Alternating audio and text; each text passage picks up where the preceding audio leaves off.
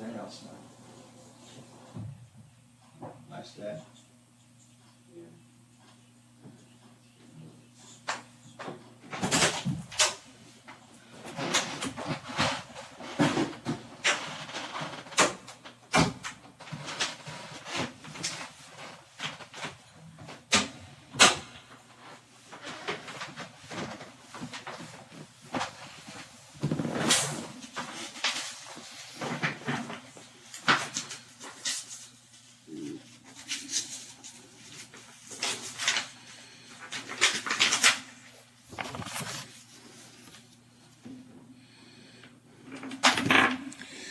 Okay, I'm back.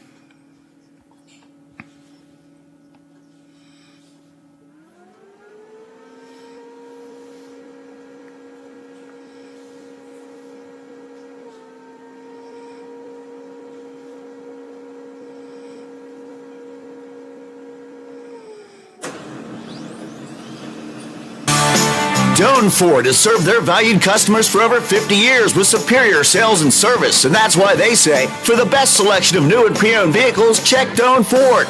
For experienced, low-pressure sales, check Doan Ford. For fast, easy auto financing, check Doan Ford. Located at exit 208 off of I-70. And that's why you should say, I'm not buying till I check Doan Ford. Managing your business can be a minefield. One step in the wrong direction, and it can feel like everything you've worked for is at risk. I always had a vision of building a team, a crew of true professionals that can handle it all, tax, insurance, and investments. Big enough to partner with Encova, but personal enough to protect your interests on the home front. I'm Gary, and this is the Glessner Group.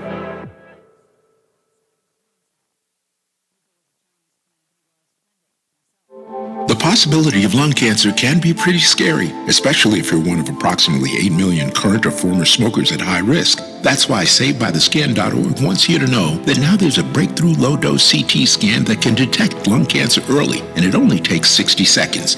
You stop smoking, now start screening. For an easy quiz to see if you're eligible, visit SaveByTheScan.org. It could save your life. SaveByTheScan.org is brought to you by the American Lung Association's Lung Force Initiative and the Ad Council.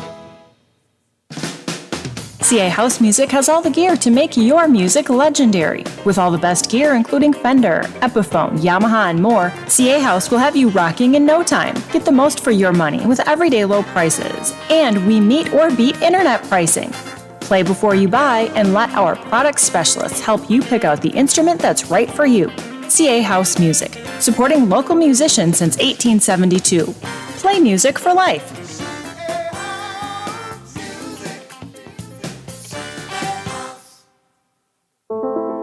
At Wheeling Hospital, we're doing amazing things with cardiac care. We're implanting the world's smallest heart pump to help keep it beating as we open clogged arteries, and replacing aortic valves without open heart surgery. We're also greatly reducing the chance of stroke by implanting a small device in the heart for certain patients with atrial fib, again without open heart surgery. Amazing cardiac care, amazing cardiac specialists, only at Wheeling Hospital. The Highlands Events Center is the area's premier destination for conferences, workshops, employment fairs, weddings, and more. With 4,000 square feet of space, the Highland Event Center can accommodate events large and small. Situated in the heart of the Highlands, guests can enjoy the many restaurants, retail stores, entertainment, and lodging options. To check out everything the Highlands Event Center has to offer, head to thehighlandseventcenter.com or call 833-639-7070. Hello, everyone. From the Watchdog, I'm Darnell Foster with a look at your local weather forecast for your Thursday. Mostly sunny skies. Daytime high near 86 degrees. Overnight low of 60 degrees under partly cloudy skies. Times of clouds and sunshine for your Friday, with temperatures in the mid to upper 80s. Have yourself a great day, everyone. From the Watchdog, Darnell Foster. The views and opinions expressed on the following program are not necessarily those of this station or its sponsors.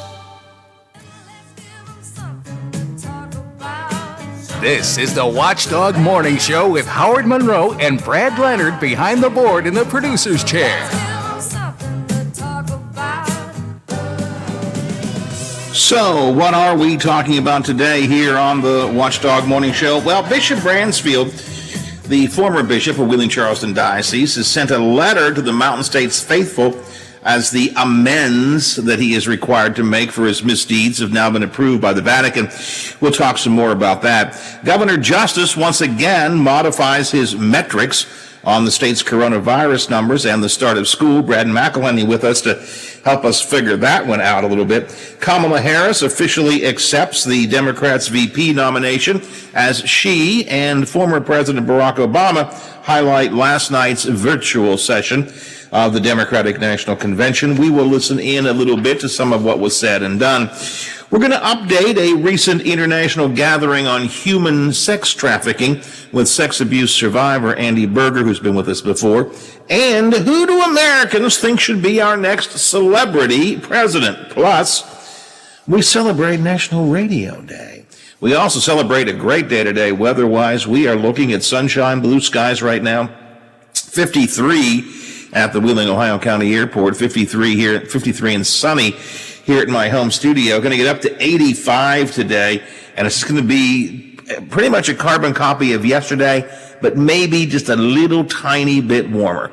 Get out, enjoy it. I said, I wish I'd thought to move the home studio out to the deck this morning. This would be a great morning to be sitting on the deck. I got my cup of coffee here already.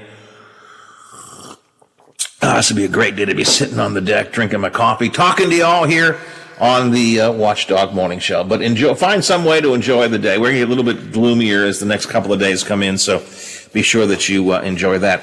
Want to welcome those of you watching us on Facebook Live video. Always appreciate your watching. We're here in my home studio. We finally got video out a couple of weeks ago after months of broadcasting in the dark, so to speak. So we got the home video up and running. Glad that you're able to watch us here on Facebook Live. And don't forget, you can now also watch us on YouTube. We have our very own Watchdog channel on YouTube. So go to YouTube, subscribe to the Watchdog channel. That way you get alerted whenever we're doing something on video. And you can watch this show, all of our shows.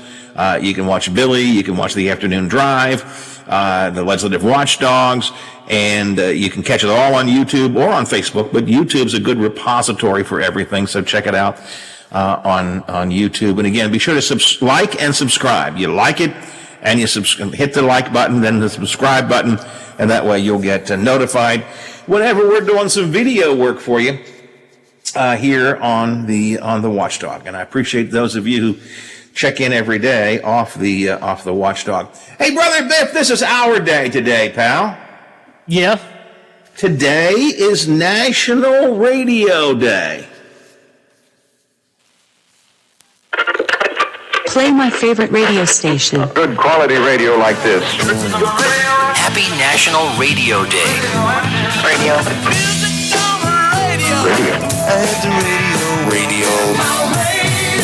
Transistor radio. Radio. Just listen to the DJs on the radio station. Yeah, maybe turn the radio up. Celebrating that on which we broadcast every single day. That which has been pretty much my entire life, my career. No, I wasn't here in the very beginning. Not too far after it got started, but not in the very beginning. Radio got of it just for his own personal fun.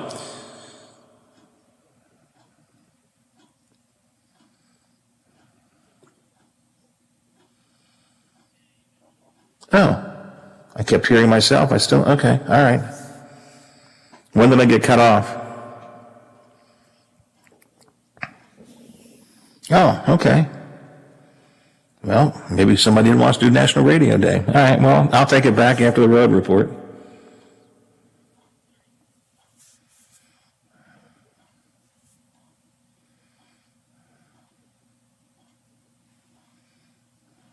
Follow Ohio Valley Traffic Report on Facebook, WTRF 7 News, and the Watchdog for updates.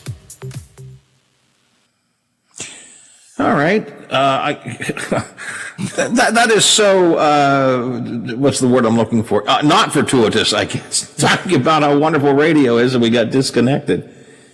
I think I must have had a glitch in my internet connection here at home, though, because I also lost my video connection for just like 2 seconds, and we lost the audio connection. Anyway, hello? Is this darn thing on, Biffy? Is it back on? Hit it again. Make sure it's back on. Are we back? Hello? Somebody string the tin cans again. Get someone to get up there and string the tin cans. Let me begin again talking about the creation of radio. And if I get cut off a second time, then I'm going to believe that somebody does not want you to know the story of radio. It was in 1920 that Westinghouse, one of the leading radio receiver manufacturers, wanted to sell more radio sets. And so what did they do? They thought they would offer programming for people to listen to. Dr. Frank Conrad was a Pittsburgh area ham operator who would broadcast over radio frequencies, frequently would play records and talk a little bit to his friends and so on, just over the airwaves. And then Westinghouse said, well, I'll tell you what if you did this on a regular basis and people then would tune in to listen? Because he really was doing it just for his friends. Hey, Biff, I'm going to play a little Frank Sinatra over the radio if you want to listen to it. Okay. That's kind of what it was all about. So they said, well, how about if we had a radio station? And so, November the 2nd, 1920, radio station KDKA Pittsburgh became the nation's first commercial broadcast. Now, there is a little disagreement with one other radio station that claims they were first, but it is accepted that KDKA was the first one. They chose that date, November 2nd, back in 1920, because it was Election Day, and the power of radio was kind of really evident when people could hear the results of the Harding-Cox presidential race on the radio before they read about it in the newspaper.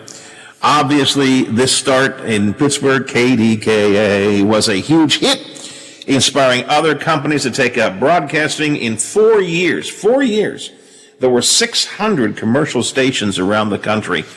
I don't know what the number is total these days, thousands, I know that, across the country, and many of us are trying the best to make some kind of a living out of it.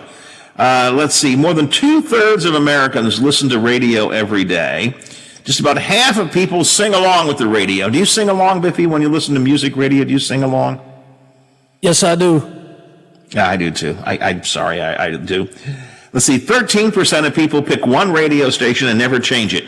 We assume that would be the Watchdog. We would hope it's the Watchdog. We might pay you to make it the Watchdog. We would like it to be the Watchdog. So today is National Radio Day, and we're happy to commemorate that.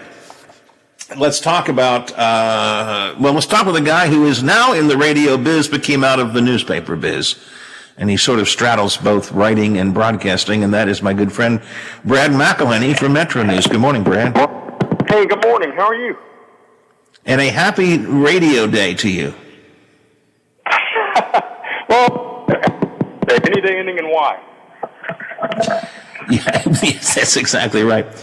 How do you like radio? You've been doing radio now for a couple of years, came out of a newspaper background. How do you like the transition? I like the conversation of it. It's kind of a conversational style, and I like modern times has so many challenges for journalism and for media in general, but one aspect of it I do like is getting the message across in different ways, and so I'm still writing stories for web that are newspaper-ish, but get to further sort of pick them over with people like you, and remembering that the public is out there and part of the conversation too.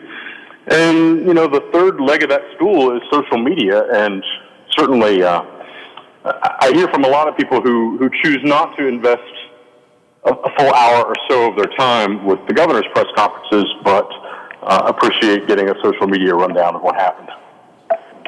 You have kind of become the quintessential, and this is a phrase in the business we hear more and more of now. We didn't used to hear it 5 years ago. It probably wasn't around much. 6 years ago, 7 years ago. You are the kind of the quintessential multimedia journalist. I mean, you write long-form pieces at wvmetronews.com, which give us really good explanations of the news. You tweet frequently, and that's how I follow the press conferences and so on, by watching your tweets, and it kind of helps me see what the key points are that are being made. And then, of course, you join us here on the radio, and Hoppy on the radio, and other hosts, as well as occasionally doing a little bit of work for the radio side of the network, too. So you are the quintessential multimedia journalist, I guess. I try, and what I guess I don't know is in what way people prefer, and I guess it just depends on the individual. One thing that I, have tried to pay attention to in the moment of the governor's press conferences is, people are looking at those tweets afterwards, and I think, well, did I provide enough context that you kind of understand what was said? Because what I don't want to do is accidentally mislead people if they're just looking at individual tweets after the fact. But that's in the moment. It's kind of challenging to make that judgment because you're listening and you got to move on. Yeah, and I do know sometimes I get, whether it's you or Phil Kabler or Dave Mistich or anybody else who I follow on Twitter, there will be a line that pops up. The governor said, and it's sort of a clever line, maybe that caught your attention, and then I go, what was that all about? Yeah, and then you could go to the archive video, but that's for the average citizen, that's an additional step that some people may be like, maybe I won't. There was a legislative meeting on Monday, and here's kind of an example. It was the House Education Committee, and one of the people they were hearing from was Clayton Birch, the superintendent of schools. And they were trying to ask him some questions about the new metric and how it works and that kind of thing. And Birch kind of offered a disclaimer to say that he was not involved in the setting up of the matrix, the logic that went into it. And I think that was heavily dependent on Dr. Marsh and maybe Bill Crouch, the DHHR secretary, sort of the health experts and the governor's expert stable. And I think what Birch said, almost like he had a conflict of interest in setting up health standards that would affect the schools, and that it was his job and the school system's job, once the health people had decided what was appropriate and what should shut down schools or what should keep them open, then it becomes the school system's job to adhere to that and make it work.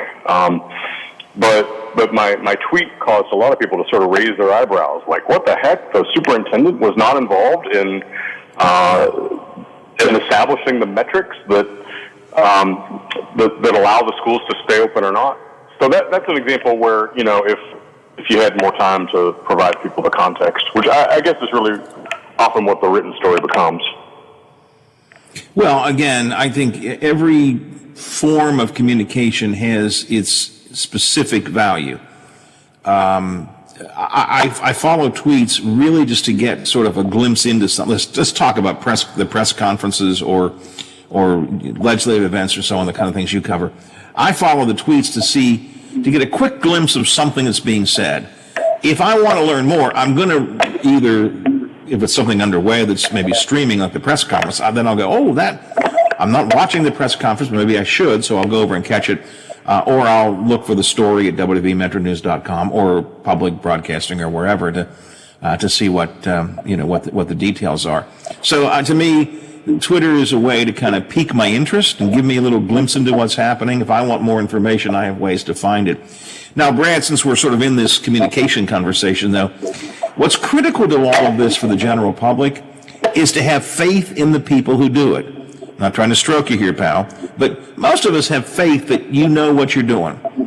And so we trust what you put out there, and we trust, by the way, if you guide us in the wrong direction by mistake, you will correct that. So we trust what you do.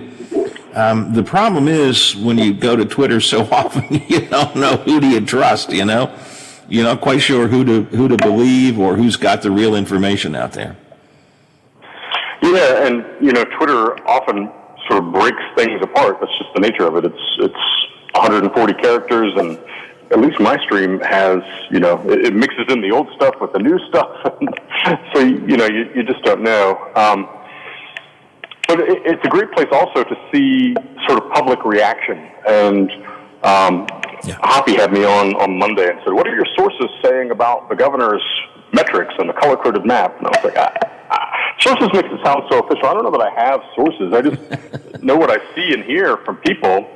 And, at the moment, and probably still, there was a lot of confusion among people about, not about the map itself. I mean, if you look at it on its base, it's helpful. You can get it at a glance, but the underpinnings of the map, how the underlying assumptions to achieve it, I think, are still a matter of great West Virginia public debate and still a bit confusing to everyone, including possibly the governor. Well, I think you and I talked earlier in the week, the governor already tweaked the metrics once this week or over the weekend, but apparently yesterday he announced he's tweaking them a little bit more. Is that correct? Yeah, and he had a story, as he often does, and I put almost the whole story in my story.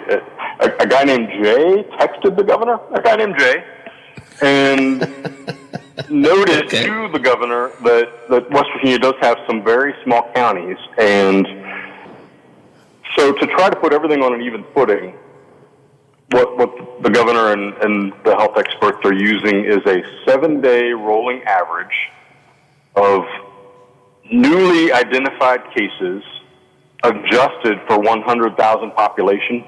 So, West Virginia does not really have a lot of counties literally with 100,000 population. So there are some very small ones that get adjusted upward, so that the idea is that they're all kind of being judged evenly. But if you're Wirt County or some others with pretty small populations,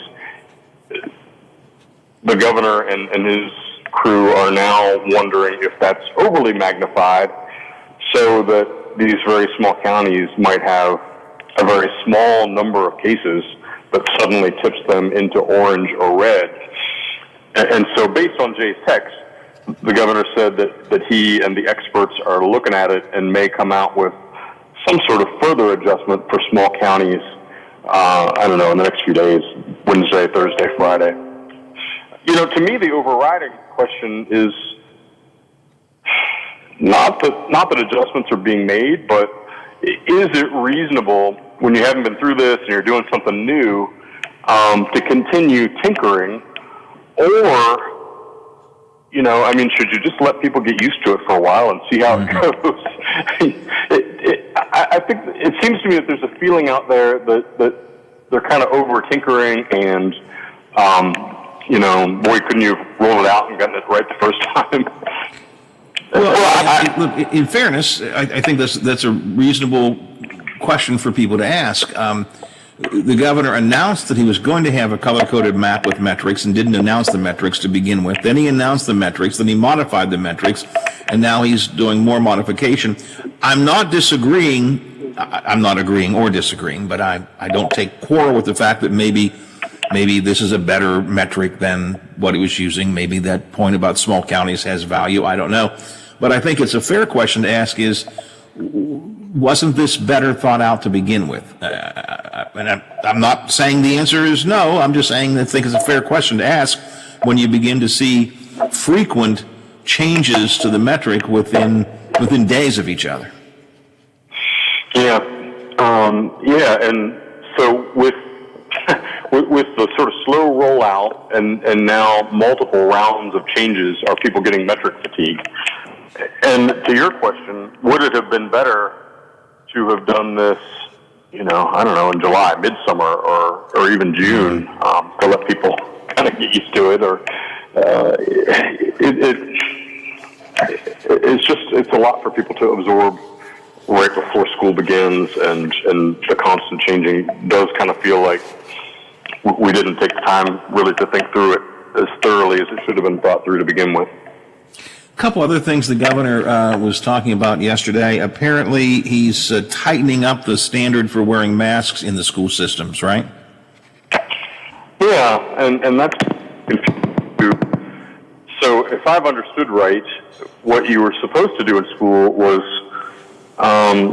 mostly for older grades, I think 6th and above, you were supposed to be wearing the mask in settings where you might be sort of in the school mixing bowl.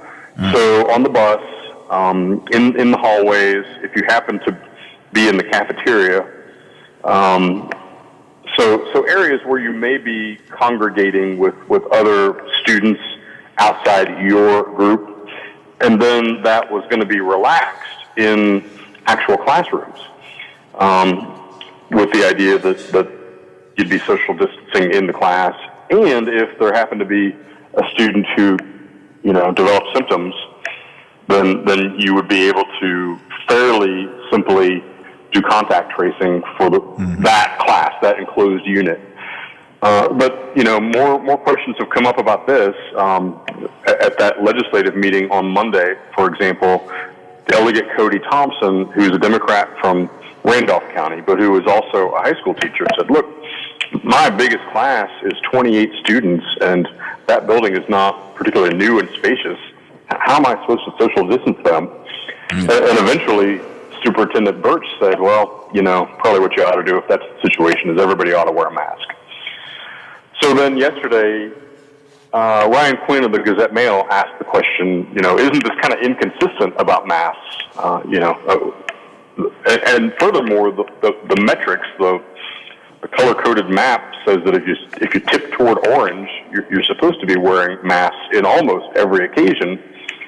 And his question was basically about the inconsistencies of it. So at that point, everybody kind of jumped in, Birch and then Marsh and then the health officer, Ayn Amjad, to say that that's being reconsidered, and it is beginning to sound like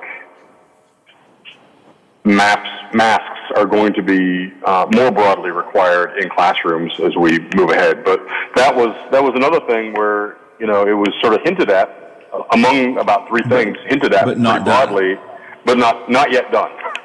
Yeah. So it's coming. It's in the chute, and it's going to come.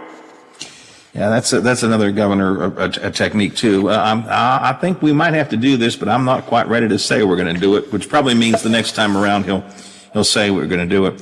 And the other thing, I'm looking at a story you wrote, another thing that he talked about yesterday, which I think is important to have, is what happens if kids are in school and a classroom becomes infected, or somebody in a classroom becomes infected with COVID. That's a question that's come up over and over among members of the public. Just trying to figure out what the procedure is, who makes the call on it, how far the quarantining and contact tracing would extend. Is it, if it's in a classroom situation, is it just the class that's got to quarantine? And at what point do they do it? Do they all just drop their books and everybody gets a call from, send your parents in, you got to go home? It's a huge amount of uncertainty. And if it's, lower grade children who can't take care of themselves as they quarantine, then suddenly mom and dad are affected if they wind up having to go to work. So what that group said, Superintendent Birch and Coronavirus Coordinator Marsh and Dr. Amjad, they are going to provide greater guidance, kind of a step-by-step on what happens in instances of symptoms during the day. Because it's going to be symptoms probably. You're not going to be tested in time to have the results before the end of the school day.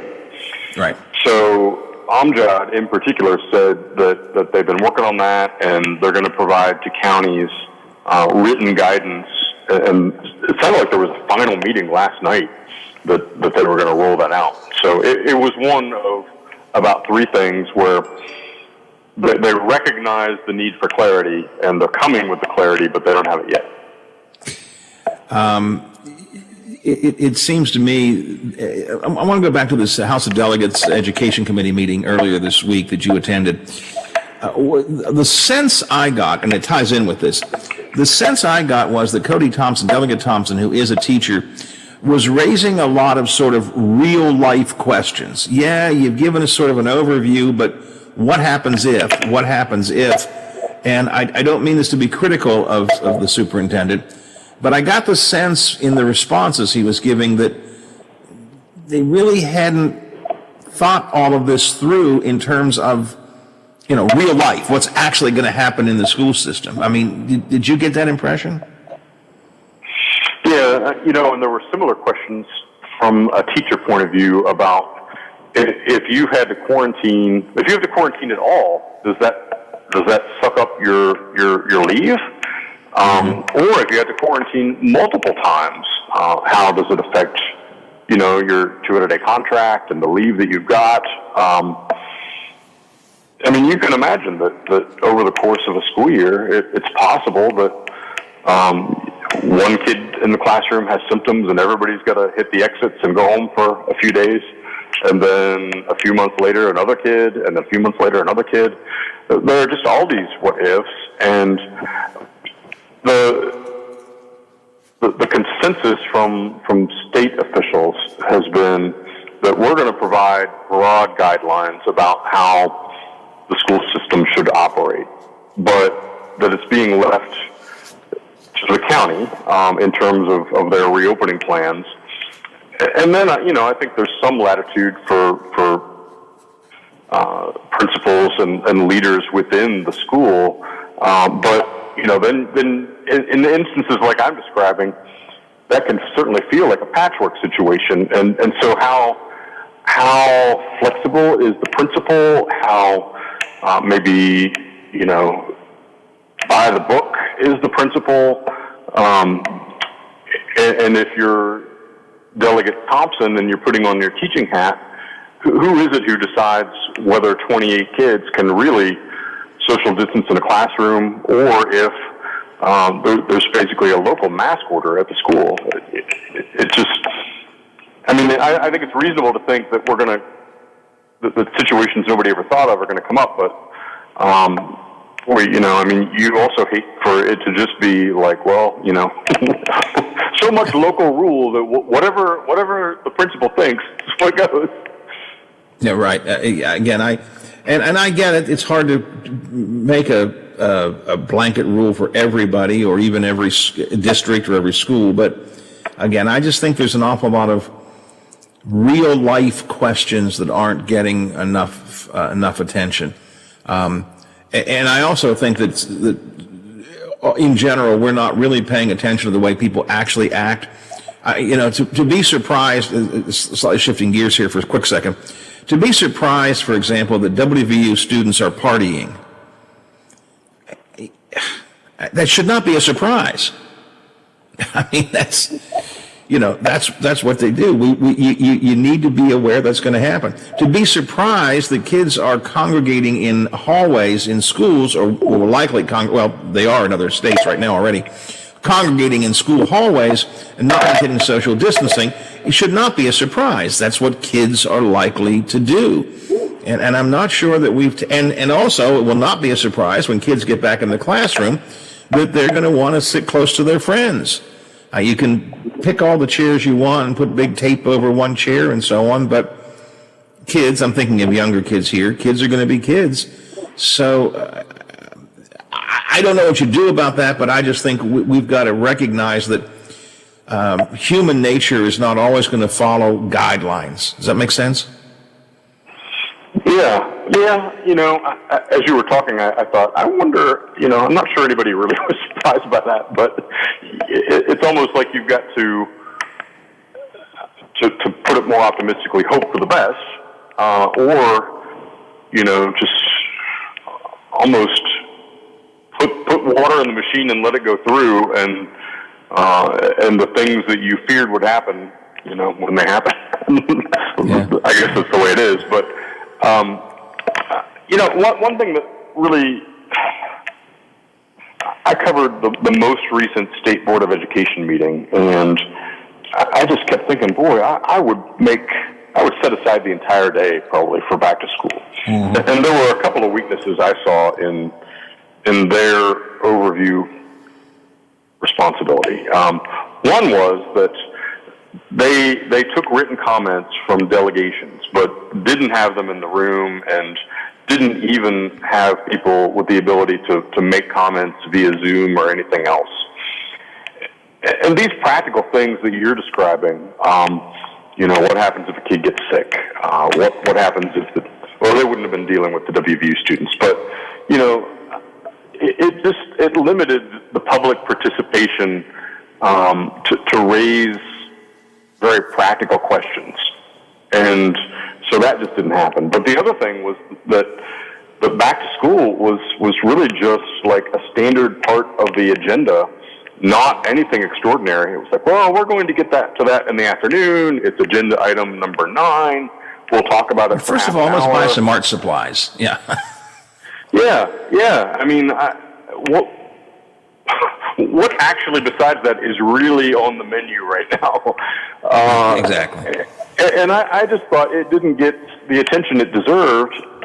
They had a one-day meeting. It was just part of it. And now the next time the state board is going to meet is September 9th, the day after school starts, which may be timely because then they can be like, well, that didn't go the way we planned. But I found it, but they're all decent, well-meaning people, but I just found it stunning that as close as we are on the calendar with the clock ticking, that they didn't spend more time just devote the whole thing to let's get the ones we're talking back about. To school. Yeah, that makes sense to me.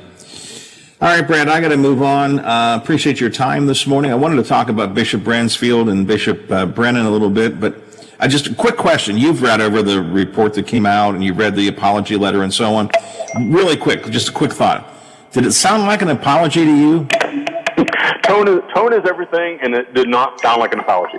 He's sorry if you were offended. Get that. It's that non-apology apology that we hear so often. I completely agree. All right, I got to run on, unfortunately, so I will talk to you again soon. Always good chatting with you, sir, and we'll do it again. Thank you. All right, thanks a lot. Brad McElhenney, statewide correspondent for Metro News. Brad can really keep us up to speed on all kinds of stuff happening at the state level. I want to talk a little bit more of this Bishop Brennan and Bransfield story in a minute. Also, new poll is out. If we were going to select a celebrity president, we have a celebrity president, Donald Trump. Please, dear Lord, let's not have any more. But if we were to have a celebrity president, who would Americans want it to be? We'll talk about that and more coming up. Let's talk about the news right now.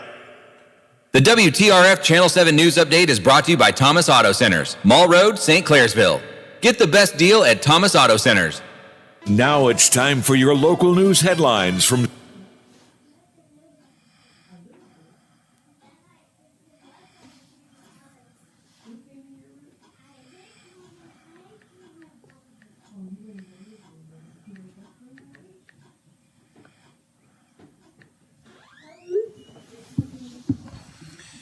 Back in a minute, Biffy.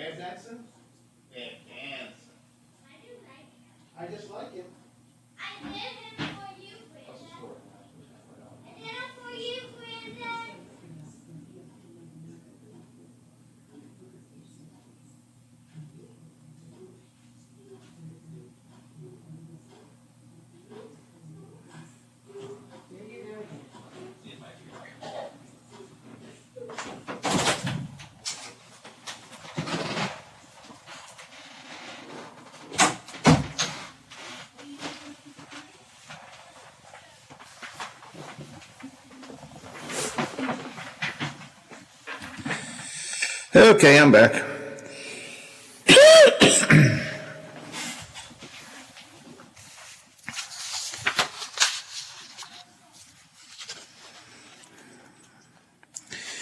I guess I better do some of these convention cuts next, Biffy. Shift my gear here a little bit.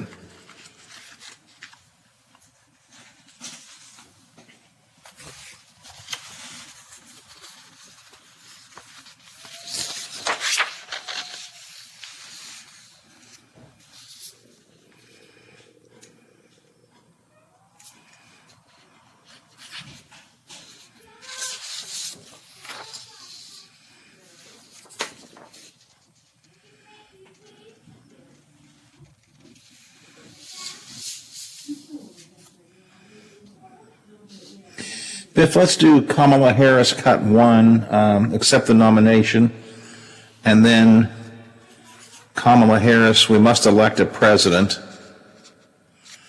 and Barack Obama for close to 4 years now.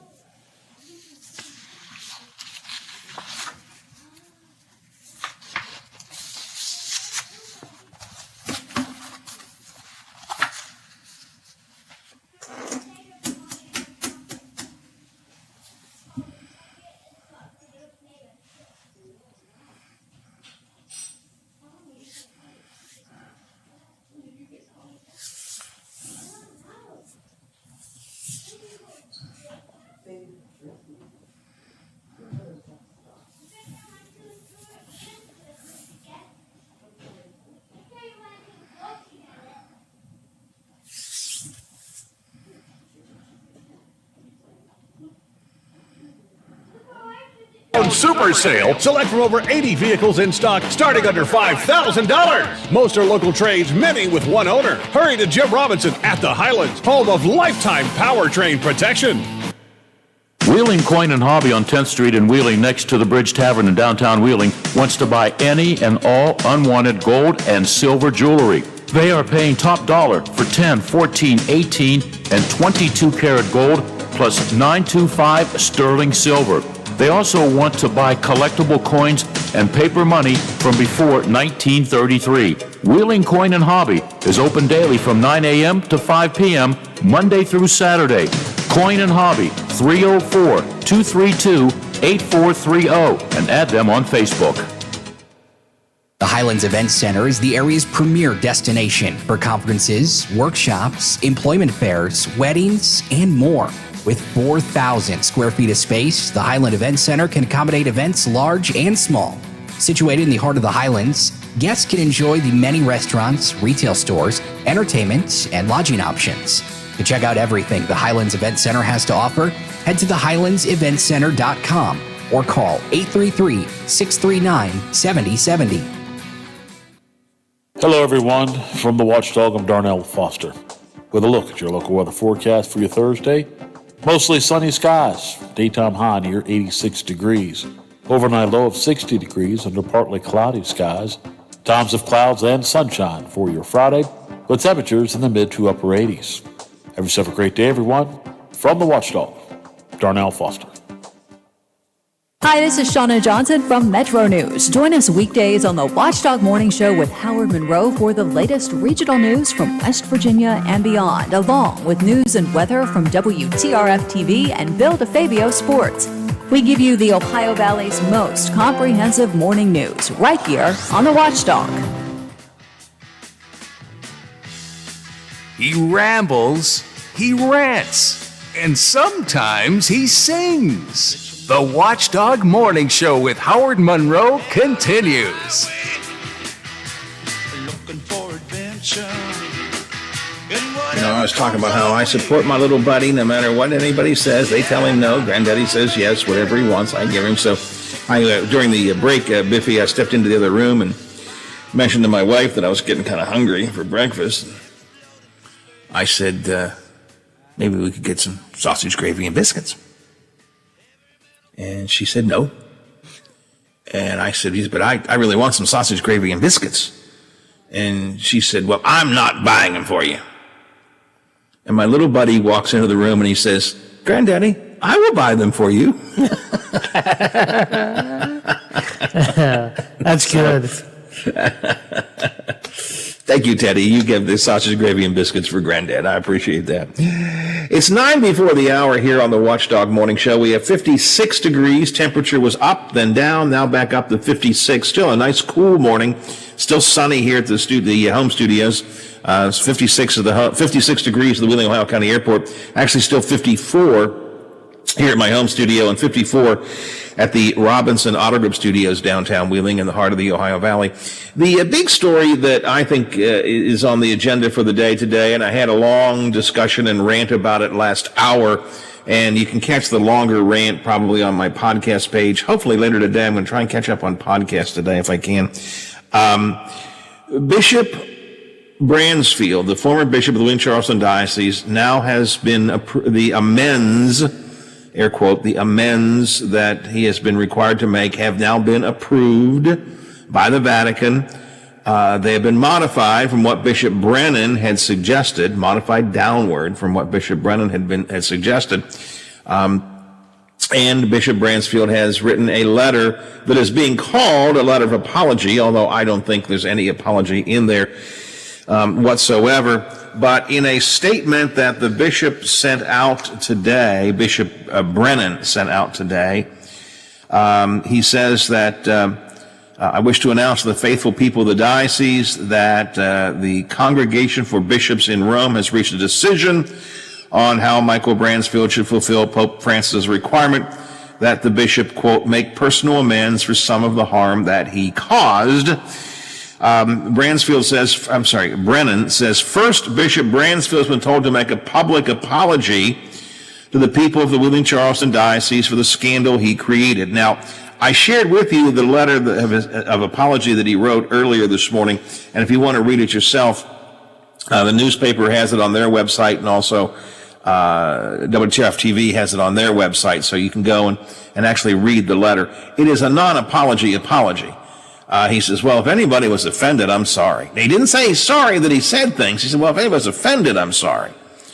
And then he even says, in terms of making restitution, he said, well, I'm going to do this, but I don't think I did anything wrong. I mean, he says it in the letter, I don't think I did anything wrong. So it's hardly an apology, even though it's called a letter of apology. Secondly, Brennan says, Bishop Bransfield required to repay the Diocese of Wheeling-Charleston $441,000 for unauthorized benefits received from diocesan resources. Now, you recall that Bishop Brennan had recommended $700,000. That was done by reviewing all the specific expenditures of Bishop Bransfield, and those that could be clearly identified as personal use expenses were in that number.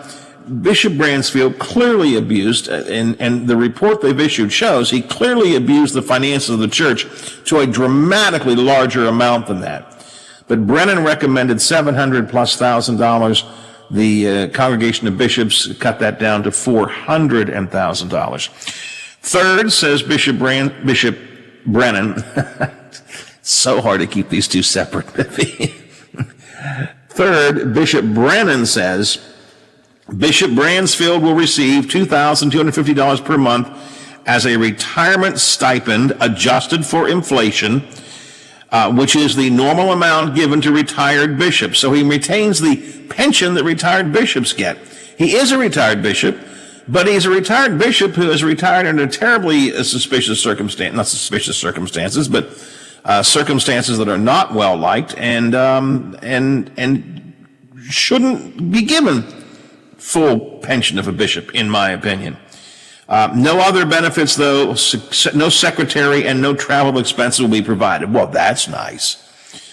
Thus, Bishop Brennan's stipend will be about 1/3 of the full package ordinarily given to a retired bishop. He will continue to be covered by the health insurance plan for priests of the Wheeling-Charleston Diocese. So he keeps his health insurance, keeps his full pension, loses his car and travel expenses, and does not have a personal secretary, which I guess he's got now. Gee, many Christmas. And he had to make this letter of apology, which really is not a letter of apology at all. Bishop Brennan says that this has been an ordeal for all of us. I hope we can move forward, not let the past distract us from the urgent work of faith that is so vital to the well-being of many throughout this state who need the church's ministry. And I get it. And I said earlier, I do understand that there is a desire to balance justice with mercy. And as a Christian institution, I understand that's what they're aiming for. I am a human being, and I would prefer a little less justice, a little less mercy, a little more justice. But that is my opinion. Detailed coverage of this in the newspaper today, also on WTRF.com. And again, the links to the official report from the diocese that outlines all the money that's been taken, the sexual abuse that has been alleged against the former bishop. And you can read that whole report if you want to. It's a 60-page report. It would be worth taking some time and go out and sit on the deck today if you just want to kind of get a sense of how extensive Bransfield's abuse of his power was. Read that. The desire by Bransfield to put diocesan money into his personal use, to aggrandize himself with the private chef and the marble floors and the artwork and the daily flowers and all that kind of stuff at his very expensive home, which he put far beyond necessary dollars into for renovation work. All that is detailed in this report, which you can read, again, linked to. I know it's linked to on the newspaper site, and I believe it's linked to on Channel 7 site as well. So you want to check into that. That, to me, is our big top story of the day today.